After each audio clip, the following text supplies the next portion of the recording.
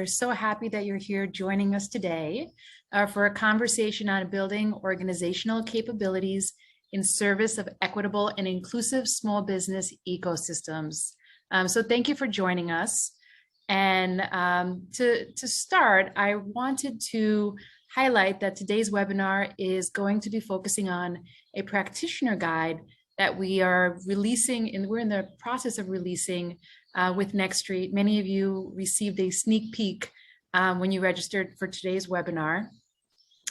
And the guide was designed for practitioners to help organizations that serve small businesses better connect to each other in service of supporting small businesses. It includes best practices, leading with equity and inclusion to assess local market capacities and gaps. It outlines potential roles that different organizations can play in the process, really highlighting and understanding that different organizations are going to approach their local ecosystem from a different place. We wanted to design something that had a little bit for everyone. Provide some decision-making criteria to help groups decide where to focus their efforts and how to identify what gaps exist and how to track collective impact of work. And then offer some guidance around implementation. That's what we're going to be talking about today as well. And we're excited to be having that conversation with you all. We're really thankful to our partners and our funders that made today's webinar and the creation of this guide possible. They're listed below. They're a really important and integral part of our ecosystem, and we wouldn't be able to do this work without them. So thank you very much. So why did we partner with NextStreet to create this guide? One of the things that we noticed at BYLISC through our COVID-19 relief and recovery work was that it wasn't enough to invest in individual businesses. So we started investing in business development organizations who are those trusted partners that businesses turn to for support. Then we realized that it's not enough to just support those individual organizations. It's really investing in the infrastructure on the ground of small business supports to help people collaborate and work stronger together. That is the key to long-term success. And so we partnered with NextStreet, who's a mission-driven firm that stabilizes capital, customers, and capabilities to small businesses and entrepreneurs that have been systemically held back. We're mission aligned with NextStreet. We both have a priority. That's not true. Sorry about that. And NextStreet is a national organization, and they really have a strong expertise in equitable small business ecosystems, having conducted more than 25 formal small business ecosystem assessments across the country. And so we're so proud and happy to partner with them on this report. Wanted to also just call out that the report builds on past research and growing momentum that many practitioners and partners have formally engaged in. We'll offer some more context on that later on in today's presentation. And then also many of you are doing ecosystem building locally. It's coalition building, it's trust building, it's partnership. So this really builds on some of the work that is already taking place and then maybe just formalizing it a little bit more. We're going to start today. We want to hear a little bit more from you. We want to find out where you're from. So thank you for putting your information in the chat. We're also going to run a few polls to get a sense of where of your organizational type and size.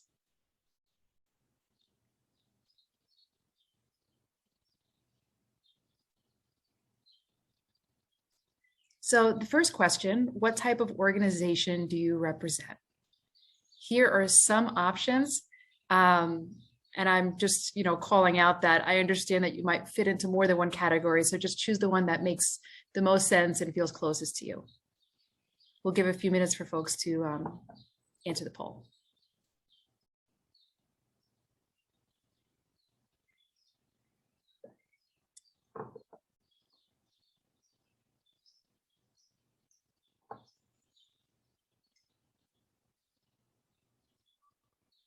All right. 65% of the attendees today are a nonprofit. We have some government partners as well, some funders. and some consulting partners and other. Welcome, everybody. The next polling question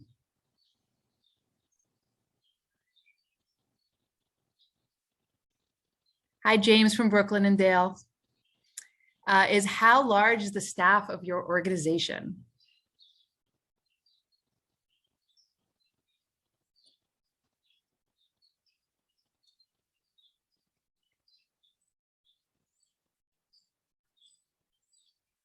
And we'll take a look at some of your responses now. So the majority of today's attendees are in very small organizations, 0 to 5, which is great. You're an important part of the ecosystem, and I'm glad you're here. We have 10% of groups in the 6 to 10 range, and we have a significant amount here that are 51 plus. So that's great. Happy that you all have joined us and look forward to today's conversation. Thankfully, this webinar and this guide has been developed for organizations of all types and of all sizes, purposefully, because it takes the ecosystem needs to have a range of different partners doing different things. So welcome. With that, I'll go to the next slide. So when you registered, we asked you what you were hoping to learn from this session.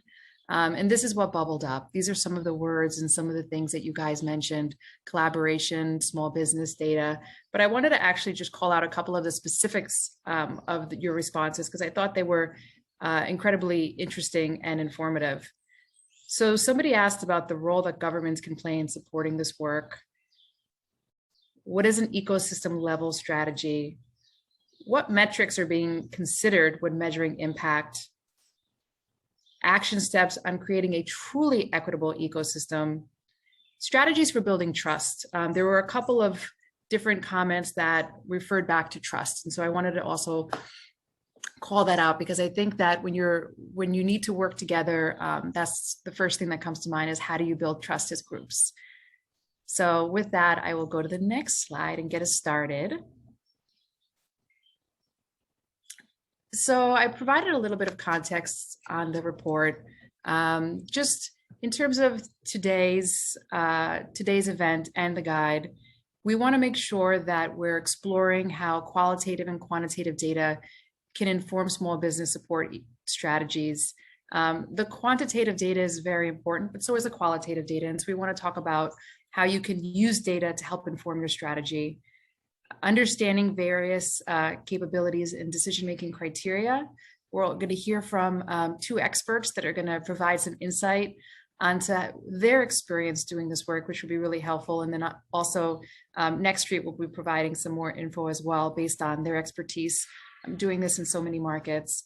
And then we're going to practice interpreting data for setting small business ecosystem strategies together as a group, which I'm very excited about. Next slide. This is how today's organized. We're going to highlight report themes, explore ecosystem research methods, share ways of establishing how individual and groups of organizations can focus, and then we're going to think through next steps for your ecosystem and answer Q&A. Just a bit of housekeeping. When you have a question for the immediate conversation, you can throw it in the chat. But if you have questions you want to be answered in the Q&A, please use the Q&A function. And with that, I'm going to turn it over to my colleague, Rachel McIntosh, who's going to provide some more context to frame today's conversation. Thanks, Elizabeth. Great. We're really excited to see all of the representation here, and one of my favorite cities, even Toronto, represented. That's great. But yeah, I just want to emphasize that it does work not only for different sizes of organizations, but different sizes of communities: rural, urban, large and small, suburban. So we're glad you're here, and we were really excited to add to the toolkit available on this topic. Again, we're focusing on practitioners and those who are on the ground supporting businesses. This is a way for you to ask the tough questions of your leadership and work together to look at where you might expand, where you might partner, and use this as a way to really look at the gaps in your ecosystem. And, you know, as we look out, we want to make sure that we talk about the fact that, you know, for those of us who work at the national level, I mean, over the years, it's been evident and just grossly clear how the field of economic development and small business has been grossly undiversified.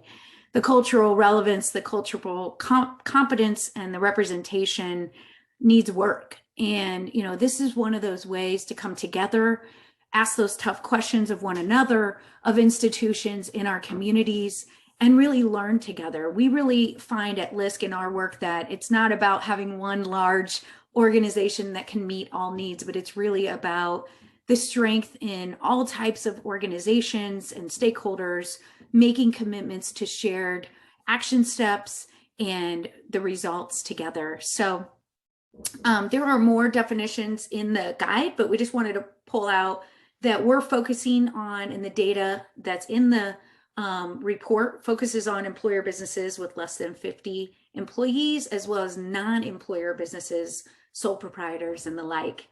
Practitioners, that word is used for a host of organizations that are all important to doing this together in community, whether you're government, grant makers, large institutions like universities, and business and community-based organizations and associations. So glad that we have a great representation today.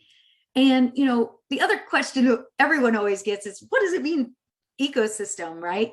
And our definition, and it's set forth in the publication, is that this is really the conditions and supports that all entrepreneurs need to thrive, to launch and expand their business, to sustain them in the face of impediments, and to grow through all circumstances, but especially economic shocks. And, you know, again, looking at the data, I mean, it just, when there was data, right, when we work in different communities and seeing up until COVID, honestly, most of the reports that I would see from many business service providers was less than 10% of those served either through their loans or their training were entrepreneurs of color and women. And we know now we're really thriving to make sure we get the data in front of us.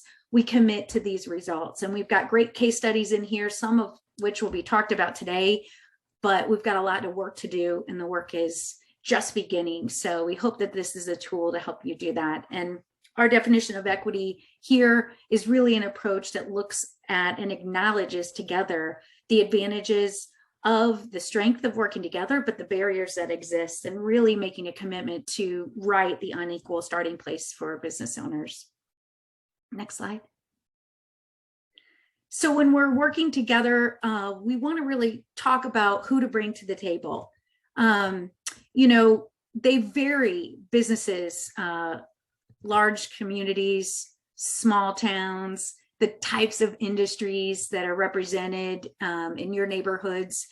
And you want to make sure that there is engagement that represents the diversity of your area, whether it's language, and like I said, types of businesses or size of businesses. But we want to make sure that the tent is large, the voices are inclusive, the representation is intentional and meaningful. So it's not just including just the business support organizations that might be on the ground doing the work, but it's thinking about all levels of those who touch and support small businesses, even those who patronize businesses as well. And we also want to mention that we think it's important to work hard. Every community has gatekeepers. They have longtime institutions, and we want to make sure that they're at the table as well, because this is a great way for us to all talk about what our needs are in our community, what services are working for us, and where are the gaps and what isn't, working. We often see certain neighborhoods being left out of, regional activities, and just feeling like it's very hard to penetrate and figure out who to call. It can be very confusing. So we want to make sure that the engagement is deep and wide when you think about setting these tables at the beginning of these processes. And then a note about how to engage, right? So certainly meeting on a regular basis, but making the commitment, not just to do that on the planning side, but, making multi-year commitments to take on certain action steps, to stay at the table, to track the results and course correct along the way. And the way that this can happen on the front end, especially, is through interviews and focus groups and events, informal convenings, to get to know one another and build trust, like Elizabeth said. And we know, businesses are not a monolith, they vary. So, work with your existing ecosystem in your area and pull in a variety of those partners to get the work done. And with this, I will turn it over to our colleague, Katie Johnson at Next Street to take it to the next step. Hi, everyone. So happy to be here with you today. As Rachel said, I'm Katie Johnson. I'm a director with Next Street. Next Street is a mission-driven firm that mobilizes capital, customers, and capabilities to small businesses and entrepreneurs that have been systemically held back. I'm joined here today by my colleagues, Christian Lopez and Rian Irani, who will be speaking later on in the session. I also saw a question come through the chat about will we share the local ecosystem practitioners who help to inform the content and recommendations. We've done these types of ecosystem assessments in over 25 cities and geographies at this point in time. I would direct you to a couple places. One is we'll actually feature two really great ecosystem partners here on today's session. And so looking forward to having those folks speak. And then also within each ecosystem report, there's a list of different players. So I appreciate that and want to lift up those practitioners involved. The frameworks that we will share are a result of that collective work from many different ecosystem assessments, ecosystem implementation support that we do, as well as organizational strategy and sort of how do we support nonprofits and other organizations in creating their strategies to support small business. So this is one of those sort of frameworks that we'll use for today. And as Rachel mentioned, ongoing community engagement is across the whole process because it's such an important component of how we serve small businesses in our communities.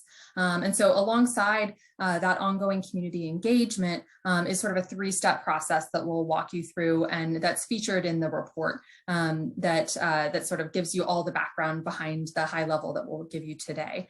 So the first step in that overall process is to understand the local small business ecosystem. And so, what do we already know? How can we get input from others and input from data, from quantitative and qualitative data to help inform what are the assets in our communities? What more could we be doing in support of small businesses, and how can we work together to do so? The next step is really to decide where to focus. And so, as you might have heard, there's a quote, I think, that says, the essence of strategy is choice. And so needing to decide where to focus, what you will do, what you won't do, are really important pieces to delivering well.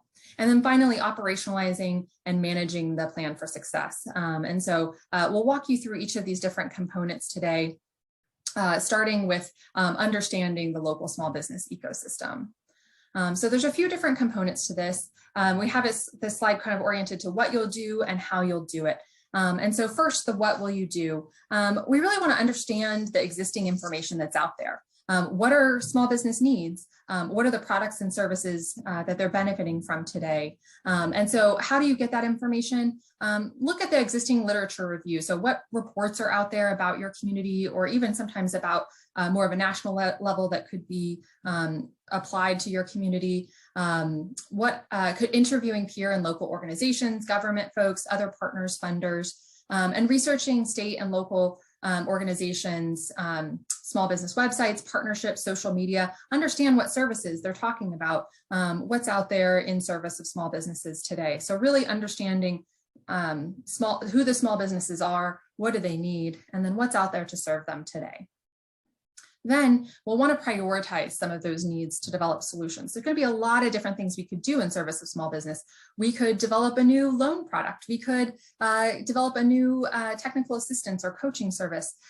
We might want to do some combination of many things, but really trying to kind of figure out where are the places that we think are of high need to small businesses. And so how do we do that? We'll want to surface the challenges faced by small businesses and the assets that are out there in our community. And, in order to build inclusive small business ecosystems, we really like to make sure that BIPOC community and people of color are represented, knowing that oftentimes BIPOC entrepreneurs have been systemically held back from capital, especially capital, and also service opportunities in the past. So really understanding what those needs are, and then working with local ecosystem leaders to refine a priority list. So, really wanting to make this a collaborative coalition approach. How do we as a community want to come together? What do small businesses themselves say they want from their ecosystem? And how do we come together in that full process?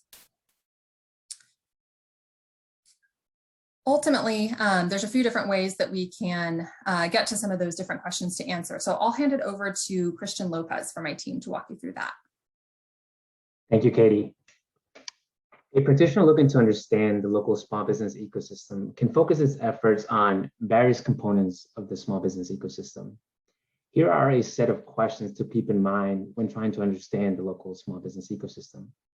I will also note that the practitioner's guide has a more detailed set of questions that you could use for reference when trying to set the parameters of your research.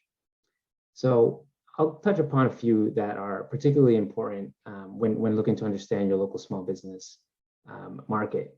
So first, it's important to understand how many small businesses exist in your local market, what are the relevant industries, and what are the owner demographics of businesses in your local market. This information can shine a light on the disparities for business owners owned by people of color. For example, the percentage of Black and Latina-owned businesses relative to the total business community can be compared to their representation in the greater population. In the services landscape, it's important to understand who are the major service providers and what are the current needs of small businesses. Similarly, for the capital landscape, who are the major capital providers, but also what type and how much capital is available to small businesses. Again, these guiding questions can help form a hypothesis for where your organization can best have an impact on the small business ecosystem. So at this time, I would like to invite the participants to share a hypothesis that you have for your ecosystem's current needs across the state of small business, services, and capital. For example, you may have a hypothesis that there aren't enough microloans in your local ecosystem, or that there's a gap for funding early stage businesses. Regardless, I think by sharing hypotheses across different markets, we can notice that a lot of the challenges that small businesses face in local markets may be similar challenges across markets and together, I guess, in the collaboration of organizations working together in support of small businesses, we can together find solutions. So I think Katie just dropped the question again. What hypotheses do you, as practitioners, think are important, or you believe to be true, or that you would like to explore further in your local ecosystem? So I see a few already coming in. Lack of funding for early stage businesses, programming to help with business transition of retiring owners is vital, working capital,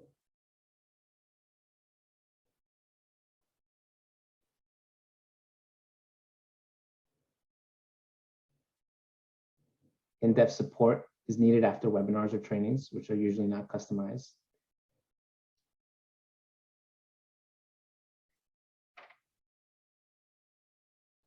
Excellent. So again, these are sample questions that can help you set the parameters for the analysis and research that you would like to do. So we can push this forward to the next slide, where we can look at different resources for finding answers to those questions. Please note that while we did segment these resources into qualitative and quantitative research, there is some overlap. So some of these items may not be exclusive to just qualitative research or quantitative research. For example, a lot of the existing literature, and I'll highlight next week's reports, may include a lot of surveys that were conducted to understand the qualitative needs of small businesses, but may also be combined with quantitative research from US Census data resources, for example. So the data source that you use will depend on what you're interested in learning about. Again, those hypotheses that we covered in the previous slide. If, for example, I'm interested in understanding the capital landscape, then sources such as Crunchbase, PolicyMap, and loan data from local banks and CD5 partners will be most useful for us. On the other hand, if I'm interested in understanding the services landscape and business needs, interviews with local organizations that work with businesses directly will be helpful, and so will the Census Small Business Pulse surveys. I'll highlight a few of these resources now. On the left side, as practitioners, we should build on the existing work that has already been done in our communities by conducting a literature review of past work. Interviews with local organizations, government partners, and funders can drive insights to the status of the current ecosystem. The goal of these interviews can vary. On one hand, you can focus on understanding your organization's strengths and areas of improvements as you set your small business strategy. But on the other hand, you can learn about your peer organizations, what they're working on, and how you can get involved. I guess, again, in the spirit of collaboration. On the right-hand side, for quantitative research, the US Census has a set of reports that are important for small business indicators, namely the Small Business Survey, the County Business Patterns, and the Quarterly Workforce Indicators. Government surveys do have their limitations. There may be data lag, or we may not be able to get to the granular level for our geographies. So there are other resources such as the Opportunity Insights Economic Tracker, an interactive website that measures economic activity at a granular level in real time.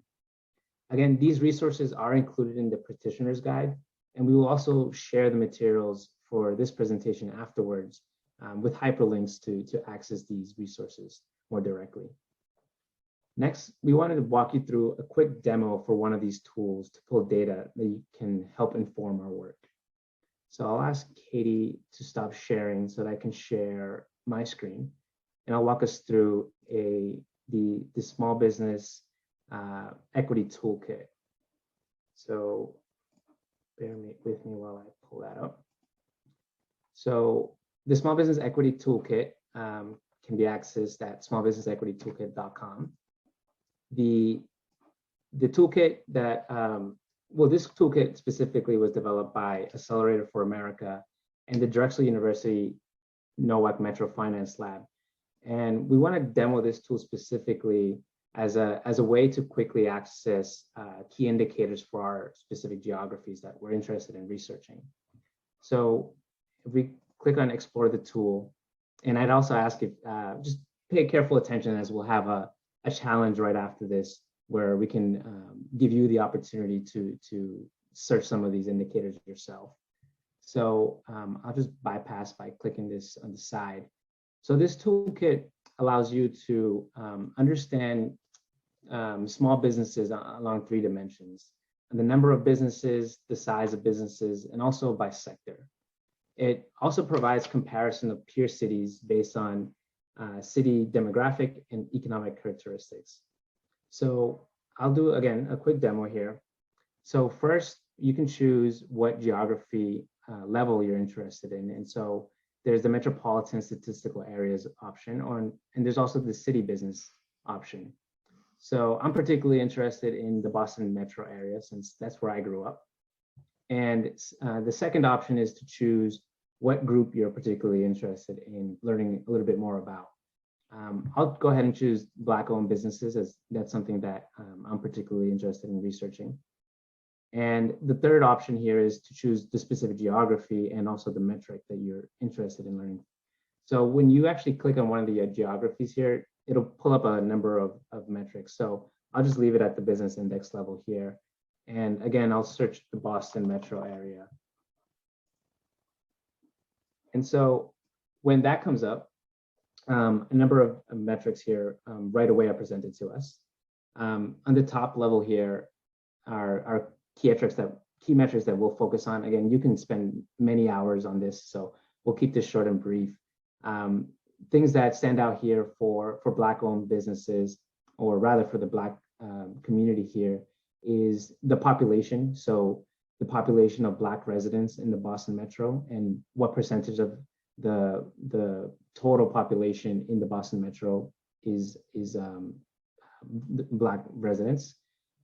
Similarly for businesses, how many Black-owned businesses there are and what percentage of total businesses are Black-owned, and also jobs created, so the number of employees under Black-owned businesses, and similarly, the average salary for an employee that works at a Black-owned business.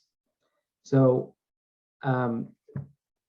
what's particularly, informative of this tool is that it quickly allows you to compare a specific demographic to another one. So for example, if we wanted to compare the business density for Black-owned businesses, this tells us that there are 3.5 Black-owned businesses for every 1,000 residents. And that compared to the white-owned businesses compared to the white population in the in the Boston Metro, you can clearly see that there's a big disparity here.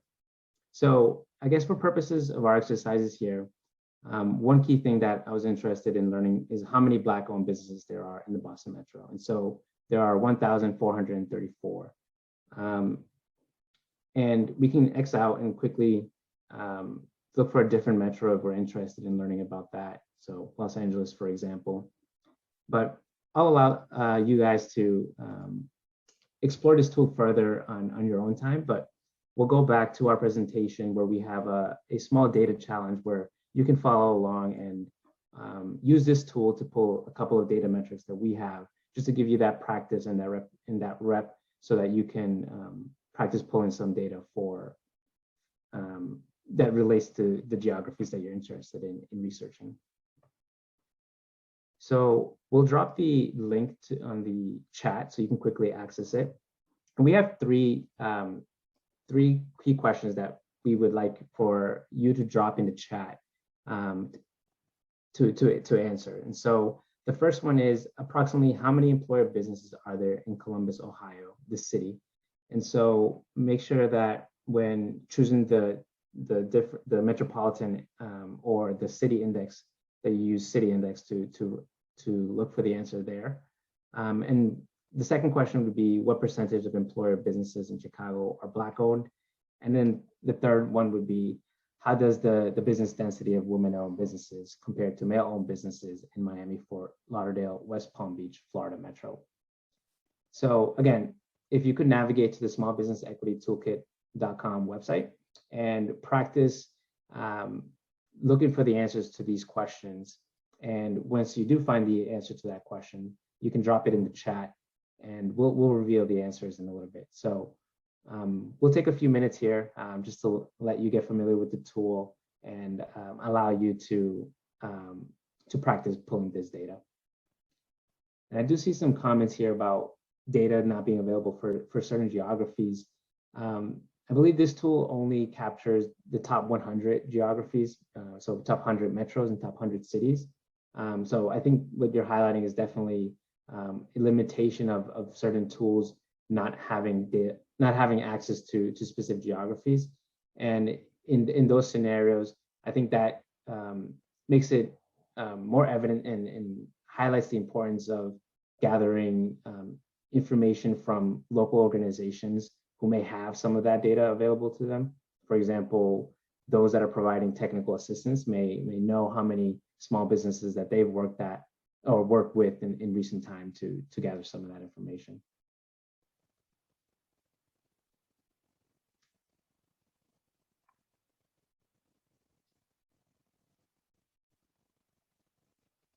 I see a couple answers coming in.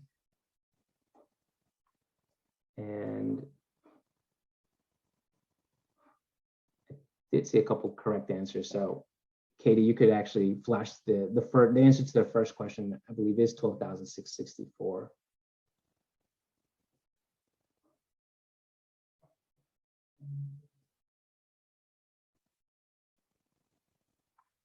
And the answer to the second question, what percentage of employer businesses in Chicago are Black-owned?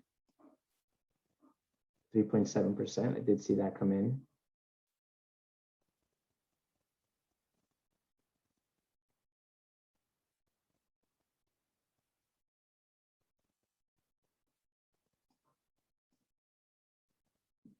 And I think in the interest of time, we can go ahead and just share the third question.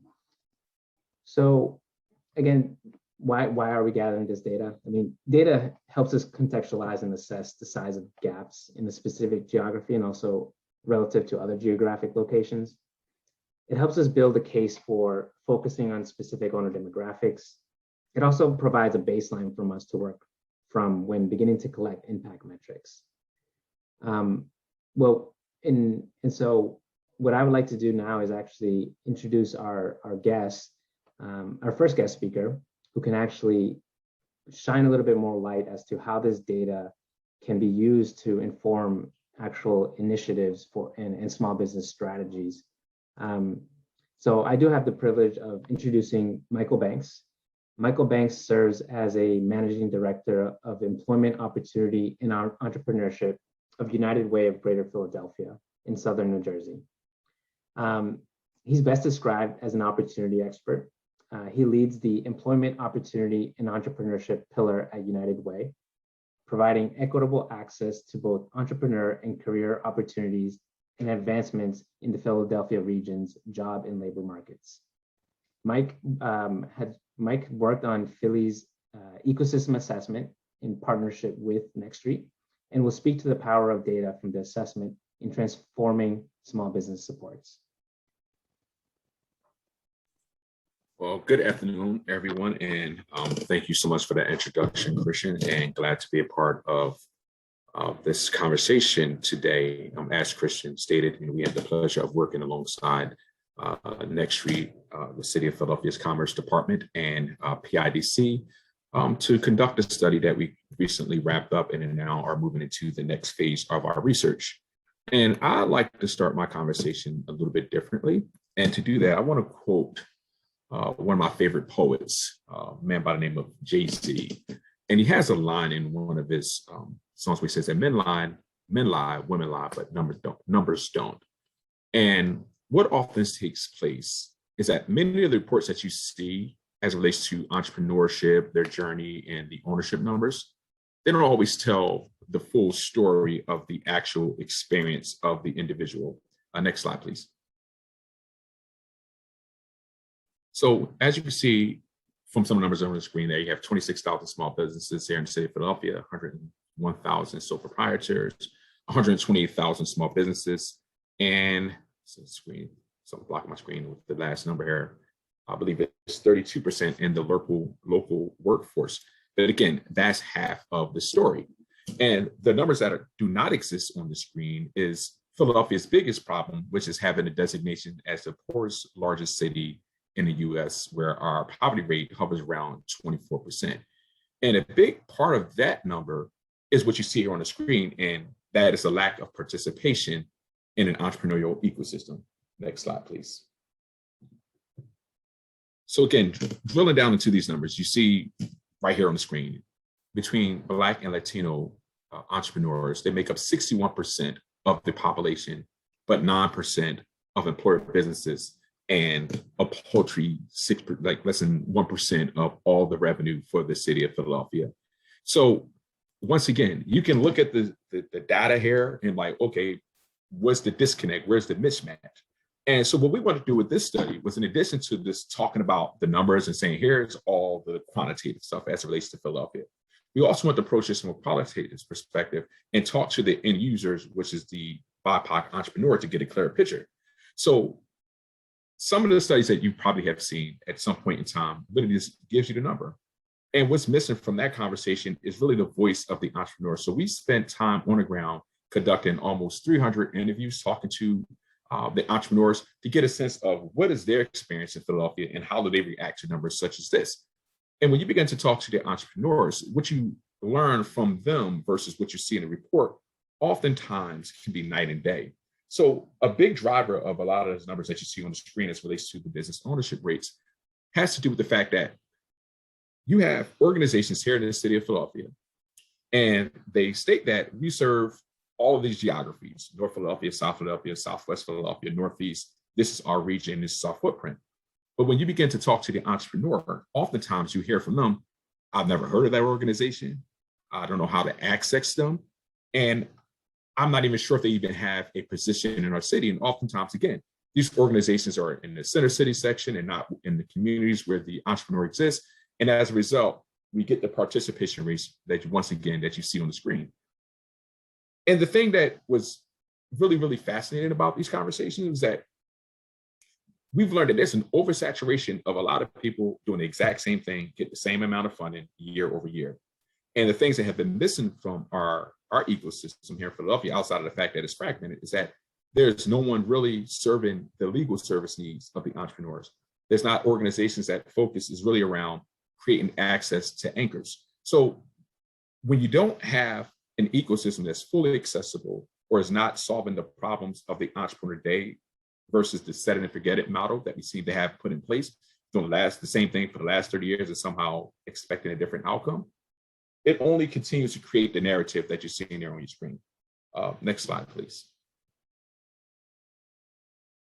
So this slide was really fascinating for us because if you're from Philadelphia, if you know any entrepreneurs in Philadelphia or any BIPOC entrepreneurs around the country, you'll probably see a similar story begin to play out where the individuals impacted by COVID was disproportionately higher than their white counterparts.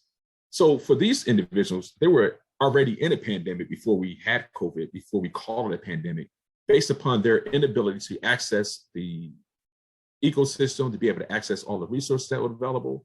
And so when you put COVID on top of their situation, and a lot of these business owners are brick and mortar, they did not have an online presence, they weren't positioned to withstand COVID, they did oftentimes don't even have basic things such as a line of credit. This is why you have the narrative, once again, that you see play out on this particular screen. So some of the things that we're doing, and we're hoping to do differently with this study, is not just talk about the problems, but find a way to begin to implement the solutions. We've had one investor early on, a group, Templeton Foundation out here, just outside of Philadelphia, and we also have another major investor that has shown great interest in this study and being able to bring it to fruition in their world. And if we are able to secure this capital, it'll allow us to begin to build and test out a model to make sure that what we've learned from the research is something that we can execute upon on. And hopefully looking back 3 years from now, 5 years from now, 10 years from now, we'll begin to see a different narrative here in the city of Philadelphia. So I want to say thank you for my time today.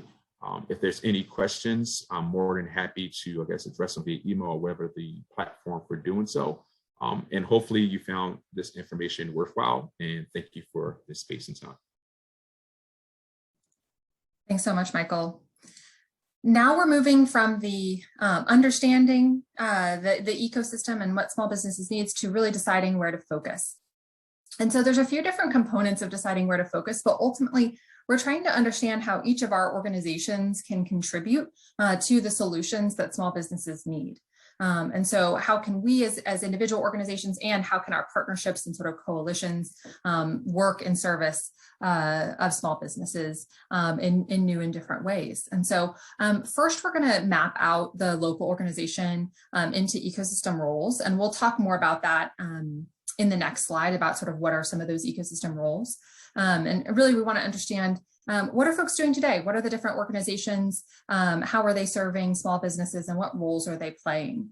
Ultimately, in order to do that, we're going to interview internal and external stakeholders to understand how local organizations map out across those ecosystem roles. And those are our community assets today. Those are really important assets that we bring to the table. And we want to figure out how to best complement each other in addressing some of those small business needs. Is there any roles that come up as not being filled?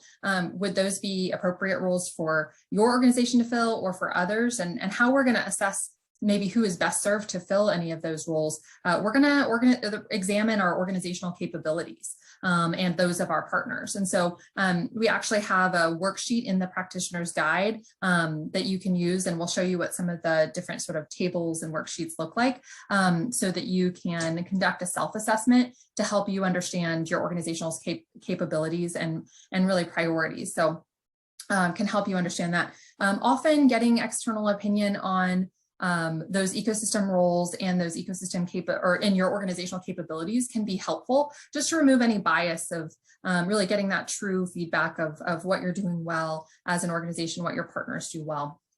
And then finally, you're going to use that to develop some strategic options. So, based on what small businesses need and what you bring to the table or your coalition brings to the table, what are the things that you can be doing to best serve those needs given specific roles. So you'll develop those options and then move forward with some of the preferred options in that final implementation stage. With that, I will hand it over to Rian Irani to walk through some of those specific ecosystem roles.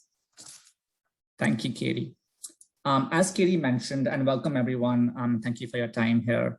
As Katie mentioned, organizations serving small businesses can play a variety of roles in the ecosystem, ranging from system level actors to on the ground kind of direct operators that serve small businesses directly. So on this slide, we kind of frame the spectrum from direct operators to intermediaries. On the direct operator side, we have kind of service providers and capital providers that provide direct kind of TA support, curriculums, one-on-one support, or capital in terms of loans, grants, equity, and other products directly to small businesses. So they interface directly with the small businesses. And then on the intermediary side, we have organizations that play a more systems level role where they're either convening local ecosystem players to kind of provoke discussion, collaboration, thought partnership, or they play at the policy and advocacy level, pushing for kind of systems change, focusing on at the policy level with governments, etc. Or like organizations such as, to toot our own horn, Next Street, where we play kind of an investigative role, publishing ecosystem reports around cities across the country, working on, this report, for example, and beginning to kind of work around best practices, research, and elevate that to the community so that the solutions can be administered. Another point here is that organizations rarely play one role. It's usually a spectrum across the variety of roles here, depending on some of the capabilities, which we'll get into on the next slide. So for example, a CDC, Small Business Finance, which is a small business lender based in San Diego. They provide, direct capital to businesses. They provide TA to those businesses. So they're both a services provider and a capital provider. So they are a direct operator, but then they're also usually influential with the SBA in a policy and advocacy level. So that's kind of an example of an organization that plays multiple roles across the spectrum. But the framing here is to just provide a context of kind of the various needs in an ecosystem and the various kind of assets an organization has. Because as we saw in the start of the session, there's a variety of organizations on this call, ranging from small to large. So each one brings their own assets to the community, and that each one can play a variety of roles across the spectrum, and figuring out how best to do so will be critical to some of the strategic directions that Katie mentioned on the previous slide. So we'll go on to the next slide, which talks about some of the capabilities needed for the roles that organizations would like to play. And the way to read this, I know there's a lot of like check marks on this page, but the way to read this is we have the roles across the horizontal axis on the top, which were referenced in the prior slide. And then on the vertical axis, we have some of the capabilities that organizations would need to be able to successfully execute on those roles. And again, I think as you'll notice, as you go from kind of top to down, it's more like execution-based capabilities to more kind of high-level kind of planning and strategic planning capabilities that organizations would need. So I'll just take a couple of examples to make this a little bit real. But for example, like a services provider and capital provider, they certainly need that small business interface expertise. So to be able to deliver the services and to be able to deliver the capital. So those are kind of two obvious check marks right up top. They both need expertise in like designing programs or product, depending on whether they're providing TA or whether they're providing kind of capital. They need to deliver that with excellence to be and to be able to comply with any kind of regulation that's come along with that delivery.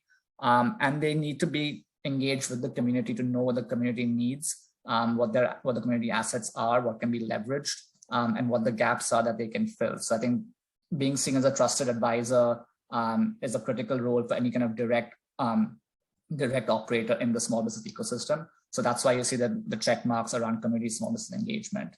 And of course, I think fundraising is a huge component for organizations that play that role. They're often doing a lot with a little, and are constantly kind of, fundraising through either grants or other kind of partnerships. So I think having that fundraising and capability is another important one to be able to execute and to build that capacity to be able to deliver the services that small businesses need. On the more intermediary side, I think it's more about systems levels change, and it's about building awareness at different levels, whether it's in the community, whether it's local government, whether it's state government, national government. So it's like awareness building capabilities is beginning to determine kind of what kind of partnerships make sense to deliver some of the solutions that they are kind of their research and analysis has elevated. So it's like taking that research, taking that strategy, and figuring out how to best deliver it, what the best partners could be, and beginning to look at the systems level change and how that could filter through to the local ecosystems. So again, I think this is, it's not necessarily, I think it's, some of it is art, some of this is science, and there could be other kind of, capabilities that are filtered through the spectrum here. But I think this is a useful framework of thinking kind of what are your organization's assets? Where do you fall in the roles that you play? What are some of the gaps that you think you would like to fill? Or are there other partners in the ecosystem that you can partner with to be able to more effectively fill those gaps? So this is like a conversation starter for not just like taking stock of your own assets and kind of the capabilities that you want to build, but also when you kind of conduct the ecosystem study that Christian and Katie mentioned earlier, how do you like effectively partner with organizations that could potentially plug in the gaps that you have, so that holistically you're leveraging each other's assets and the community assets to be able to deliver the optimal solutions for small businesses in the region. Hey, Rian, I just wanted to lift up a question from the chat that I wanted to make sure folks understood before we moved on. And that was the difference between a services provider and a capacity builder. How would you characterize the difference there? Sure. So I think a good example here, I think, is in terms of a service provider is someone that's providing direct services to a small business in terms of technical assistance or capital. So that's the way I think about like a direct services provider. I think a capacity builder is someone that is building the capacity and skills of the operator. So it's more at a kind of systems levels, helping support the operators build their capacity to be able to then deliver the services to the small businesses directly. So it's kind of, whether it's implementing systems, maybe it's like, there's technology solutions that could be white labeled, for example. Again, I think I'll use the example of CDC Small Business Finance. They have a ventures loan servicing platform that CDCs across the country use. So that's a way of how they build capacity for other organizations in the ground, kind of serving small businesses. So I think that's the distinction I utilize, is like a direct provider of small business support versus capacity building to the operators from other organizations that are playing more of that systems level role. I hope that was helpful. So moving us along to the next slide, I think we'll conduct a little bit of an exercise over here and a little bit of a poll that Katie Beach will host. But the goal here is to look at the column in the red dotted line. We have an example organization with a certain set of capabilities in quality control and compliance, in community engagement, in fundraising, and in partner management. So the question posed to you is, what role could this organization fill without building any new capabilities? So looking at the roles on top, which one would they be best suited, you think, to fill without building new capabilities? So let's address that question first and see how you think that this organization should, what role you think they should play given their current capability set.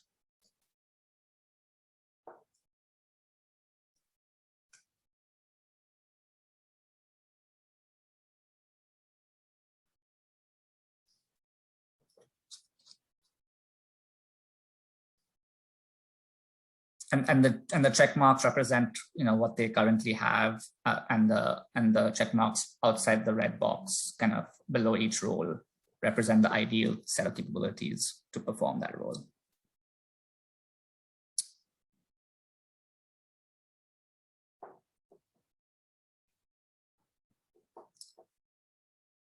Excellent. I think that's a pretty it's an even split between service provider and a convener, which is interesting because they're both kind of different sides of the spectrum here. One is more of a direct operator role, one is more of like an intermediary role. But again, as I mentioned, organizations often play multiple roles, and given kind of their partner management skills, I think that's kind of what potentially led to people choosing convener role, and their direct community small business engagement and fundraising is why they're well suited to play a services provider role. So appreciate the results there. The second question in the survey here is kind of taking to the next step. So if you were to build one or two kind of new capabilities, which ones would you want to build given the current set and given kind of the direction you would want to take the organization in? So if you're like by being strategic and building a couple of capabilities, which role do you think the organization could expand into?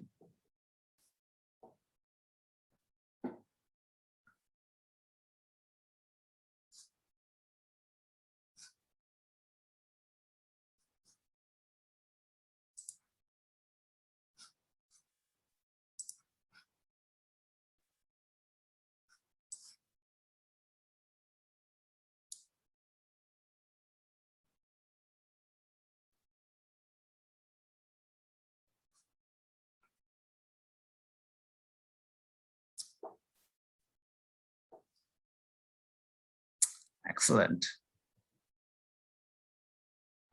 So capacity builder had the slight edge over the others, but it's a pretty even distribution.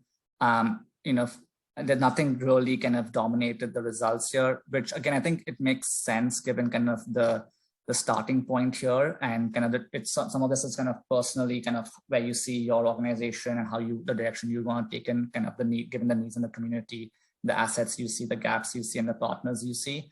And I think, things to consider as you begin to kind of look into, building new capabilities is like, taking stock of kind of your current assets and how you want to tactically, like, given resource constraints, how you want to best utilize those to build any new capabilities, because, everyone's kind of working under several constraints. So making sure you have that in mind as you develop the new skills. So I think appreciate everyone's contributions here and engagement here. Really, really appreciate it. And I think I'll be passing it on to Jerry Aglipe, and I'll have the privilege of introducing her briefly. She directs the Small Business Majorities Outreach, Education and Policy efforts in the Midwest region and Greater Chicago. And they enhance the financial capacity and health security of small business owners, their employees, and their families. She also oversees their National Women Entrepreneurship programs, and was a former entrepreneur herself and is very passionate about asset building and helping create an inclusive economy through entrepreneurship, especially for women of color and communities of color. So would have my privilege of introducing Jerry and passing it over to her. Hi, thank you all. I wanted to talk about the implementation of an ecosystem, particularly with the Chicago Inclusive Growth Coalition, which we direct. Next slide, please. Just a bit of background for Small Business Majority. We are a 501c3 national nonprofit organization, and we do have a mission to empower America's small businesses and the self-employed to make sure they drive a thriving and inclusive economy. We do have a particular focus on businesses in underserved communities and those facing systemic barriers. We have a network of more than 85,000 businesses in our network across the country, with 8 offices that cover that. We're not only engaged in partnering with our stakeholder partners on delivering education and resources through education and resources through such as our online resource hub at venturize.org. But we're also engaged in advocacy and policy, making sure that small business owners and our partners' voices are heard at the table and they're represented. Throughout this pandemic, on both an advocacy and an education lens, we have engaged more than 57,000 small businesses with our trainings. We also participate and engage in research. The qualitative research that Katie alluded to earlier is something that we often do, as well as quantitative research throughout our network as well. Our role in conducting work groups, such as as an example of our qualitative research effort, exemplifies, as you look in the toolkit, there's an investigator role. We do have a multifaceted approach to an unbiased ecosystem building role to convene not only practitioners and funders, capacity builders, but also entrepreneurs as well. There are different frameworks for the ecosystem. One of the frameworks that we've adopted is that the entrepreneur is also part of that ecosystem building coalition that we have. And it's critically important that their voices are also heard at the table. So within a coalition, which I'll talk about as well, of how we implement an ecosystem and formalized it, we do have entrepreneurs in that. I think there was a question in that about the chat. Next slide, please.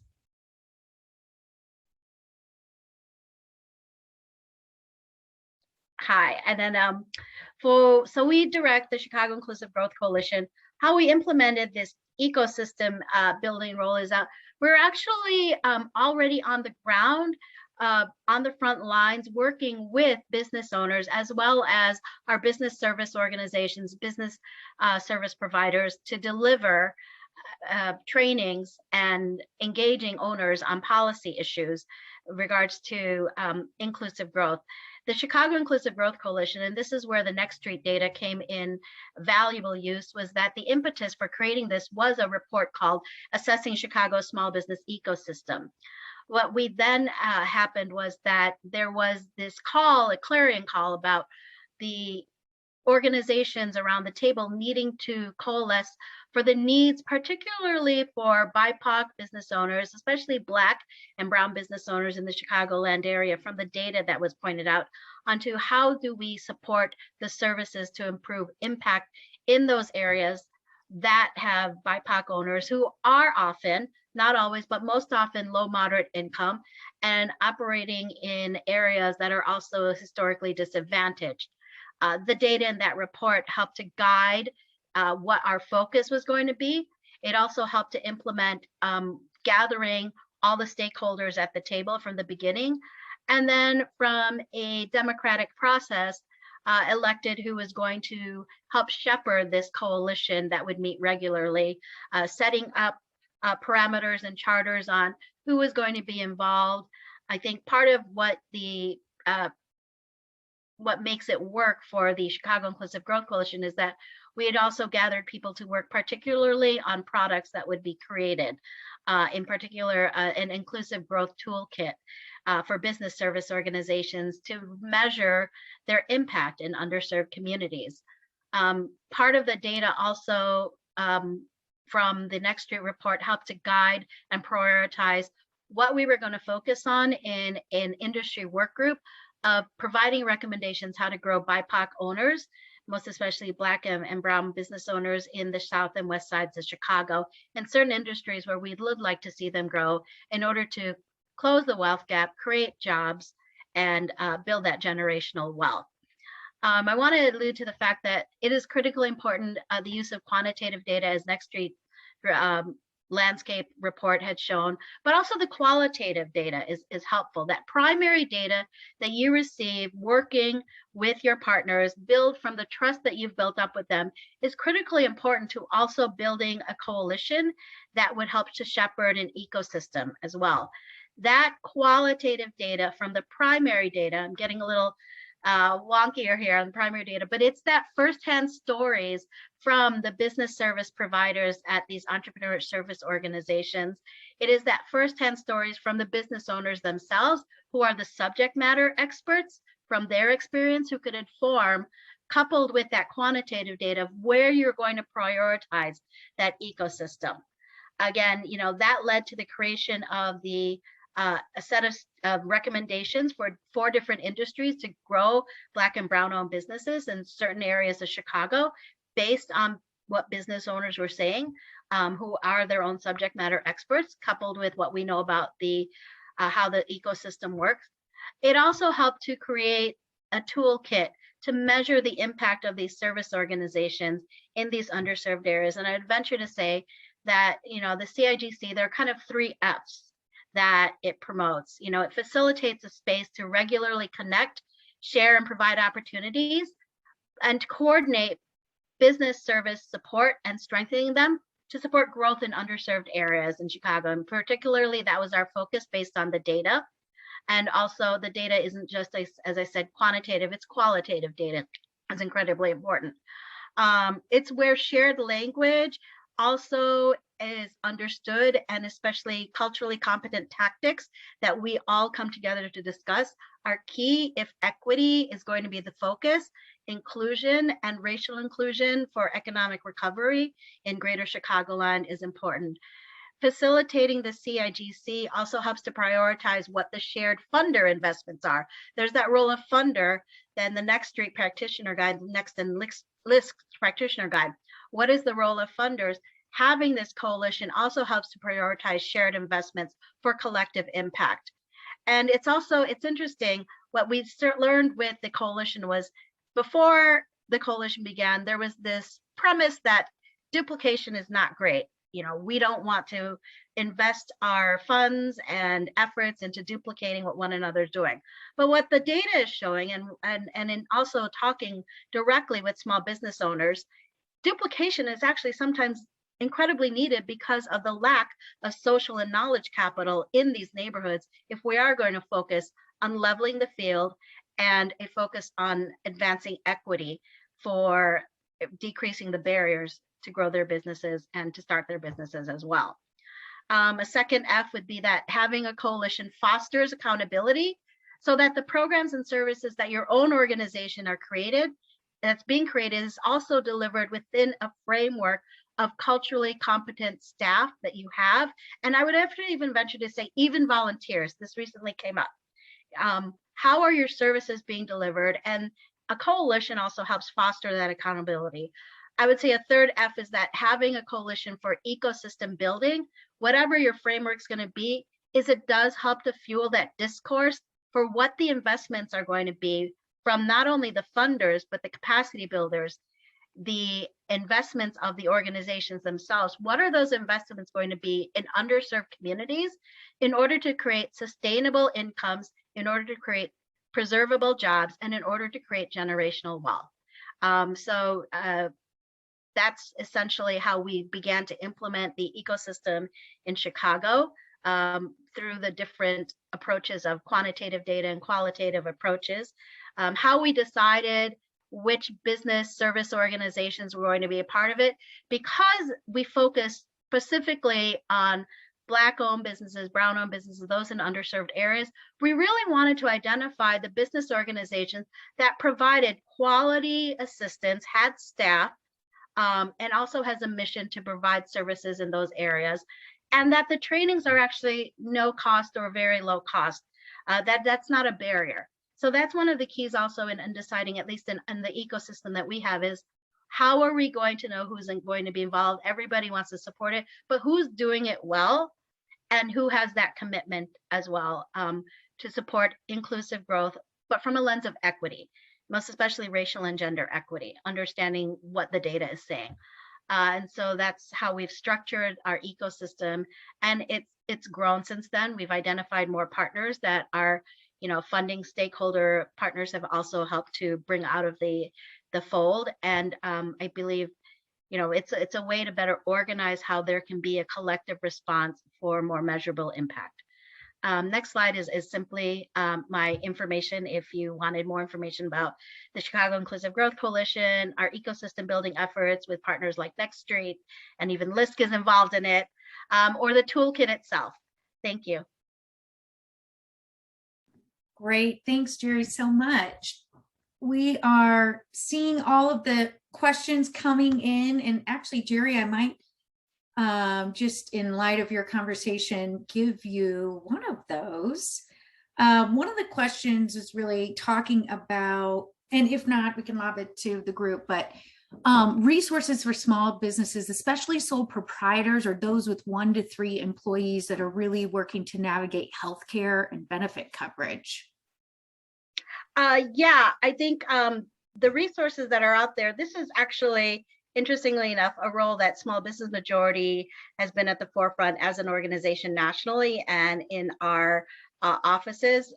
We actually help to provide, because we are involved in the issue of healthcare policy and education on what's affordable, we are linked to other ecosystems that are not small business, that are the social, the health services ecosystem, on where small business owners that are micro business owners, as you say, can go to. And we actually work with many of the business service organizations and providers in our ecosystem on uplifting where to send their clients who are interested in getting free navigator assistance, for example, where they can go, and where also we raise the visibility of not all of, I guess, we have predatory funding when we talk about capital. There are predatory insurance plans that are out there. So we work with our business service providers to provide that education and make sure that they can refer business owners to unbiased navigators and resources to get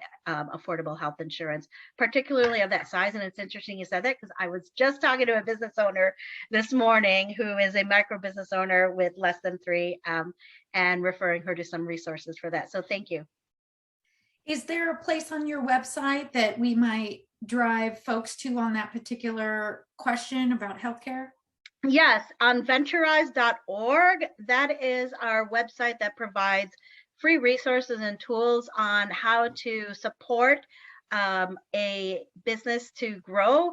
In particular, we do have a section on healthcare on venturize.org that can help small businesses, the smallest of the small businesses, navigate that. In addition to healthcare as kind of that workplace benefit, there's also resources on how to also navigate retirement security plans as well. Oh, that's great. Thanks so much. And then, in part because you are so far in, the other question that I thought we'd start with you was examples of impacts arising from this approach at 6 months, 12 months, or 24 months. What are some of the things that you're seeing of, having been working together across the region to tackle issues of equitable access and inclusion for small business support? Yeah, I think what we've seen as examples of this is after we had, internally, when we were creating the toolkit and working with the industry work groups, and then there was also a flexible capital pilot that was going to be launched before COVID hit. But what we learned internally, first of all, was that we all needed to be on the same page for an understanding of what we defined, who was going to be the recipient of the recommendations per se, what business owners were going to be impacted, what type of business owners we had as a profile for the toolkit, if we really wanted to see a measurable change on growth in underserved areas of businesses for more inclusive growth. I think externally, what we've seen for that change is when we did create, for example, the toolkit, we saw business organizations and staff say thank you. They didn't actually have a way to start. Where would they start for their baseline data to start tracking individuals and such? And it's actually been from a diversity lens. We've had some business organizations actually take, for instance, the race and ethnicity question there and further build that out and disaggregate it more, because they're seeing a more nuanced way of addressing clients in their neighborhoods by parsing it out of not just Black African American, but are they also Caribbean? Are they also from the West African coast? There are also business organizations that say it's actually, we're getting a higher response from the Hispanics when we break out. Are you also Puerto Rican? Are you Mexican? Are you considering yourself from South America for your racial ethnic background?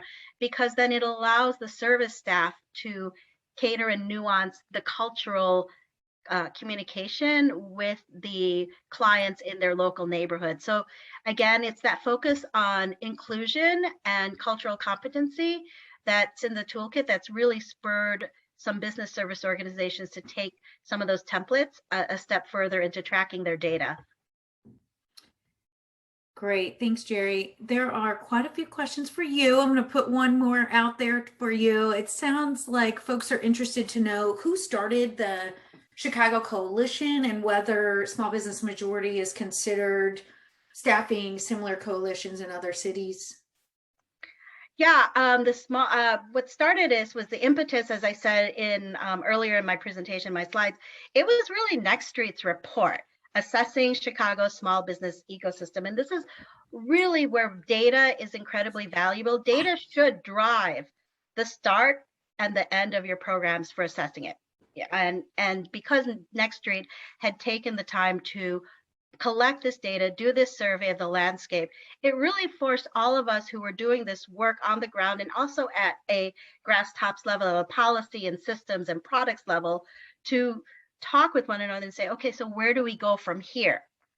And what happened was that it was suggested, let's continue this. We're all at the table. We've been at the table for a year. Let's continue meeting. And it was suggested that they elect an organizations that could help to shepherd this Chicago Inclusive Growth Coalition. And myself and at Small Business Majority and Brad McConnell at Allies for Community Business, we were both elected as a CDFI and as a C3 education and policy organization to lead the coalition at the Federal Reserve, I recall.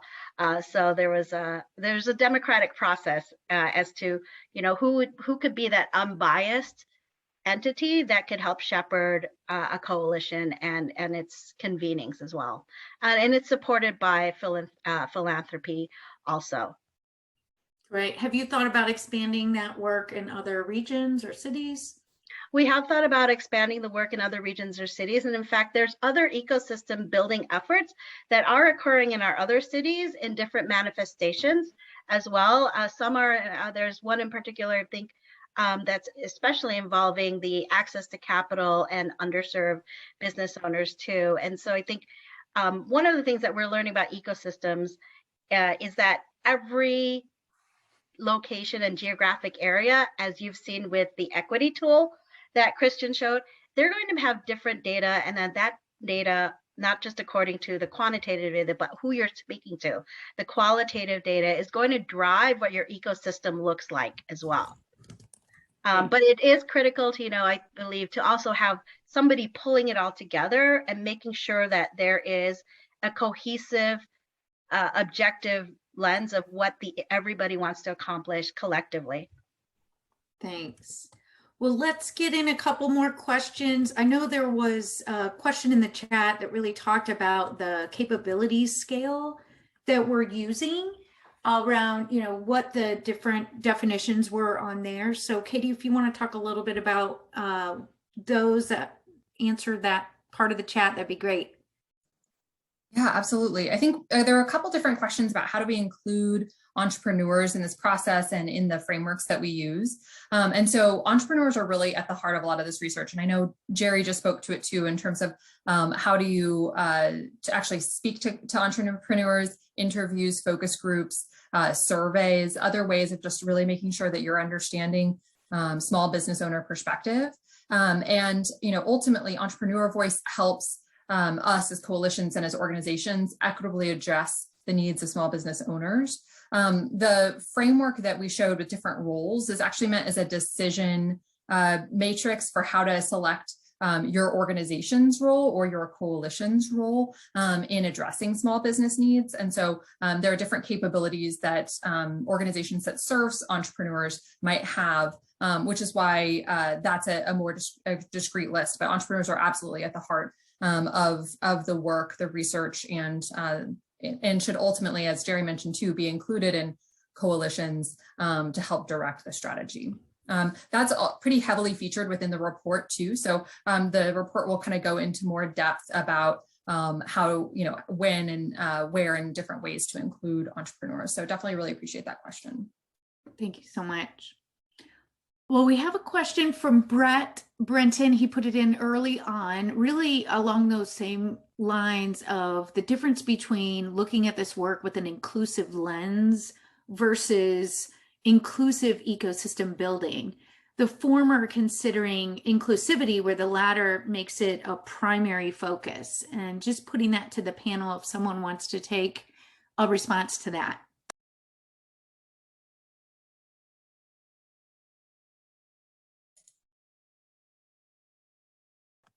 Sure thing. I see Elizabeth and I both racing for it. Elizabeth, you go first. No, and I don't, not to speak for the group, but I actually looked back at the way that we described the work at the beginning opening section of the playbook. And we really thought of this as an agency-focused mapping tool to help assess, benchmark, and thoughtfully chart for growth that is directed at improving the responsiveness and inclusiveness of the local ecosystem. And so different people that work through the practitioner's guide are going to approach it from different ways. And Next Street might have a different way that they approach it than the way that LISC does. And each partner might approach the work differently. But it's really about improving the responsiveness and the inclusiveness of an ecosystem in your market. Great, thanks for that clarification. And then there's also, let's see, for maybe our last question before we get to the resources, but what tools and platforms and organizations can be lifted up specifically for business support organizations that we recommend as far as, actual tools that they can use to support the businesses?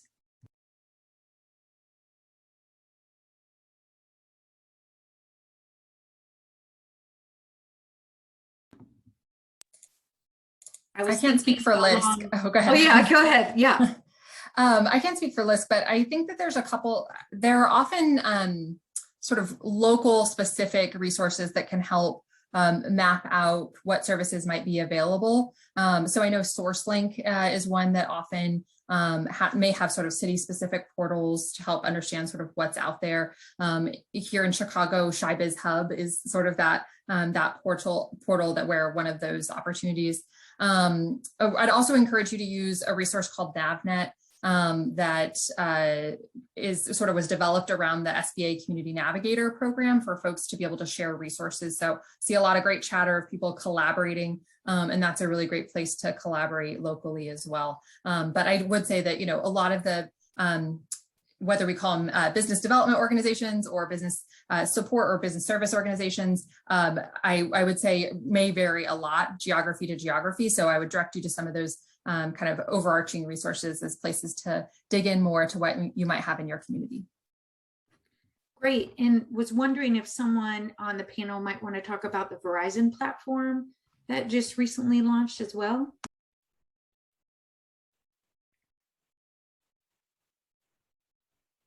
I'm looking at the Next Street folks. We can put the link to the portal into the chat, but if anybody from Next Street wants to talk about that. But Kitty, I love what you said. There are like local resources, and then there are national resources, and then there are digital resources. So I'll let you talk a little bit more about the portal. Thanks for even probing on that. At the end of this webinar, I completely forgot about all the digital resources that might be out there.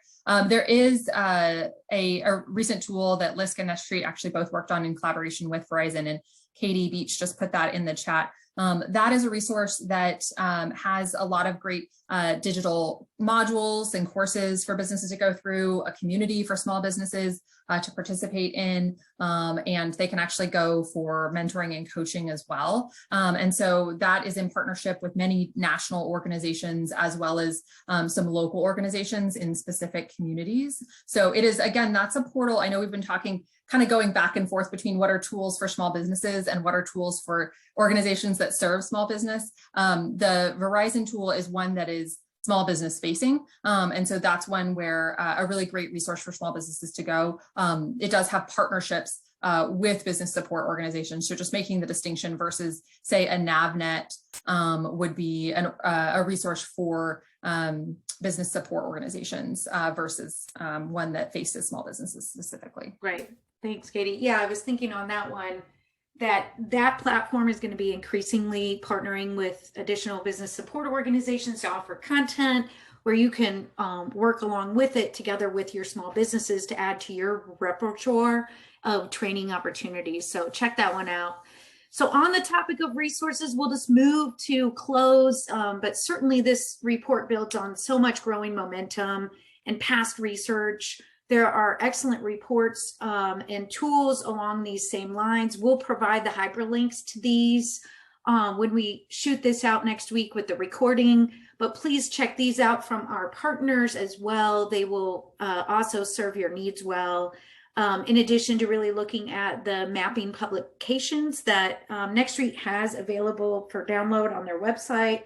There are dozens of different sizes of cities that have been mapped and some great information there. So we hope you'll check that out. And with that, I think we'll move to wrap on the next slide. Just you'll see contact information there for LISC and NetStreet, but really just want to double down on the fact that working together as practitioners and nonprofit organizations, will better achieve more inclusive and equitable ecosystems. And so we look forward to working with you. I'm glad everyone's connecting in the chat. Please reach out. We want to keep this going, but really consider this as you look at your own organization and have a hard conversation around, what is our path forward? How do we do this work and how do we grow our capabilities? So with that, I just want to thank all of our guests and thank you to the panelists and particularly for the engagement on the chat. Thanks for joining, and we'll reach out next week with a follow-on with the email as well as a survey to get your thoughts about how we can follow on with more resources on this topic. So thanks, everybody.